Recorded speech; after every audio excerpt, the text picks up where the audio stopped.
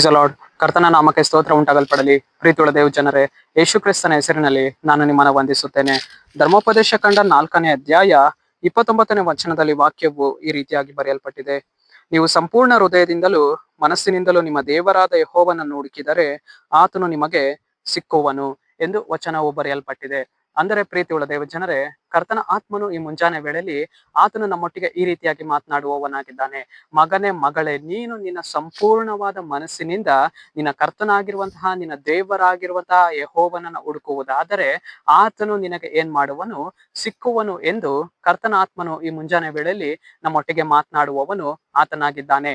ನಾವು ಇವತ್ತು ನಮ್ಮ ದೇವರನ್ನ ಯಾವ ರೀತಿಯಾಗಿ ಹುಡುಕಬೇಕು, ನಮ್ಮ ಕರ್ತನನ್ನ ನಾವು ಇವತ್ತು ಯಾವ ರೀತಿಯಾಗಿ ಹುಡುಕಬೇಕಂದ್ರೆ ನಮ್ಮ ಸಂಪೂರ್ಣವಾದ ಮನಸ್ಸಿನಿಂದ, ಪೂರ್ಣವಾದ ನಮ್ಮ ಬಲದಿಂದ ನಮ್ಮ ದೇವರನ್ನ ನಾವು ಇವತ್ತೇನ್ ಮಾಡಬೇಕು? ಹುಡುಕಬೇಕು. ಆಗ ಆತನ ನಮಗೆ ಏನ್ ಮಾಡುವವನಾಗಿದ್ದಾನೆ? ಸಿಕ್ಕುವವನಾಗಿದ್ದಾನೆ. ಪ್ರೀತಿಯುಳ್ಳ ದೇವ ಜನರೇ, ನಾವು ಇವತ್ತು ಕರ್ತನ ಸನ್ನಿಧಾನಕ್ಕೆ ಹೋಗ್ತೇವೆ, ನಾವು ಪ್ರಾರ್ಥನಾ ಸ್ಥಳಗಳಿಗೆ ನಾವು ಇವತ್ತು ಹೋಗ್ತೇವೆ, ಸಭೆಗಳಿಗೆ ನಾವು ಇವತ್ತು ಹೋಗ್ತೇವೆ. ಅಲ್ಲಿಯೂ ಕೂಡ ನಾವೇನಾಗಿದ್ದೇವೆ?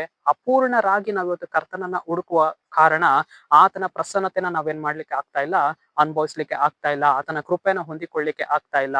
ಪ್ರೀತಿಯುಳ್ಳ ದೇವ ಜನರೇ, ನಮ್ಮ ಜೀವಿತದಲ್ಲಿ ನಾವು ಇವತ್ತು ನಮ್ಮ ದೇವರನ್ನ ನಾವು ಇವತ್ತು ಯಾವ ರೀತಿಯಾಗಿ ಹುಡುಕಬೇಕಂದ್ರೆ ನಮ್ಮ ಪೂರ್ಣವಾದ ಮನಸ್ಸಿನಿಂದ, ಪೂರ್ಣವಾದ ಹೃದಯದಿಂದ, ಪೂರ್ಣವಾದ ಬಲದಿಂದ ನಮ್ಮ ಕರ್ತನನ್ನ ನಾವು ಹುಡುಕುವಾಗ ಆತನು ನಮಗೆ ಸಿಗುವವನು ಆತನಾಗಿದ್ದಾನೆ. ಸರಿ, ನಾವು ಪ್ರಾರ್ಥಿಸಿಕೊಳ್ಳೋಣ.